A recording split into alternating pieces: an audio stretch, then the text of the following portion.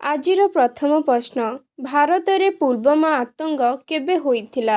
Option A 14 February 2019, option B 14 February 2020, option C 15 January 2019, option D 16 ଫେବୃଆରୀ 2020।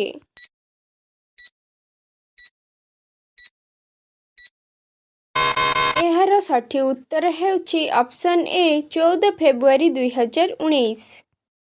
ପରବର୍ତ୍ତୀ ପ୍ରଶ୍ନ ଭାରତର ଜାତୀୟ ସ୍ମାରକୀ କ'ଣ? Option A Taj Mahal, option B gateway of India, option C India gate, option D statue of unity.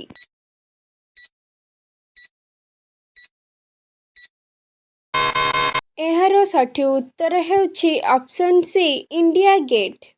ପରବର୍ତ୍ତୀ ପ୍ରଶ୍ନ ଭାରତର ସବୁଠାରୁ ଉଚ୍ଚ ପର୍ବତ ଶିଖର କ'ଣ? Option A Deomali, option B Kangchenjunga, option C Nanda Devi, option D କାମେଟ।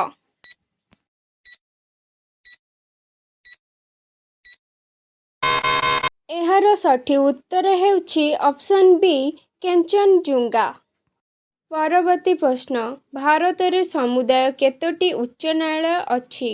Option A 21, option B 25, option C 28, option D 30।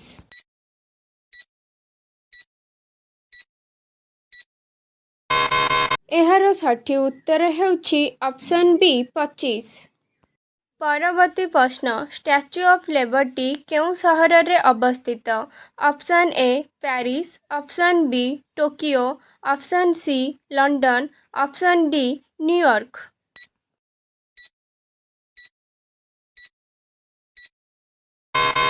ଏହାର ସଠିକ୍ ଉତ୍ତର ହେଉଛି ଅପସନ୍ ଡି ନ୍ୟୁୟର୍କ। ପରବର୍ତ୍ତୀ ପ୍ରଶ୍ନ ଭାରତୀୟ ଜନତା ପାର୍ଟି ବିଜେପି କେବେ ସ୍ଥାପନ ହୋଇଥିଲା? Option A 1975, option B 1980, option C 1985, option D 1993।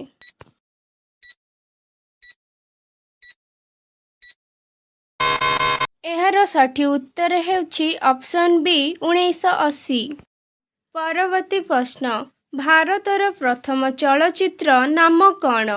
Option A Sita ବିବାହ, ଅପସନ୍ ବି ଆରାଧନା, ଅପସନ୍ ସି କିଷାନ କନ୍ୟା, ଅପସନ୍ ଡି ରାଜା ହରିଶ୍ଚନ୍ଦ୍ର।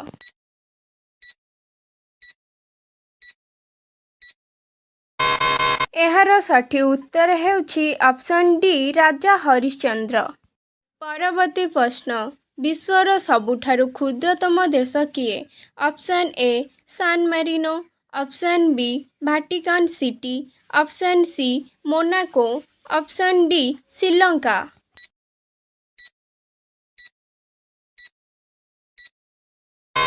ଏହାର ସଠିକ୍ ଉତ୍ତର ହେଉଛି ଅପସନ୍ ବି ଭାଟିକାନ୍ ସିଟି। ପରବର୍ତ୍ତୀ ପ୍ରଶ୍ନ ଭାରତରେ ସର୍ବପ୍ରାଚୀନ ଖେଳ କ'ଣ?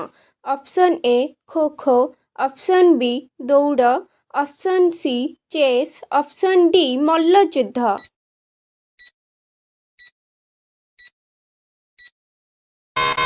ଏହାର ସଠିକ୍ ଉତ୍ତର ହେଉଛି ଅପସନ୍ ଡି ମଲ୍ଲଯୁଦ୍ଧ। ପରବର୍ତ୍ତୀ ପ୍ରଶ୍ନ ଏକ୍ସ ମାସ୍ କେଉଁ ଦିନ ପାଳନ କରାଯାଏ?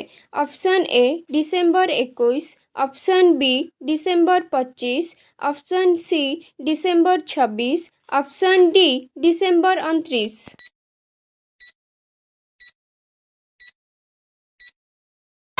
ଏହାର ସଠିକ୍ ଉତ୍ତର ହେଉଛି ଅପସନ୍ ବି ଡିସେମ୍ବର 25।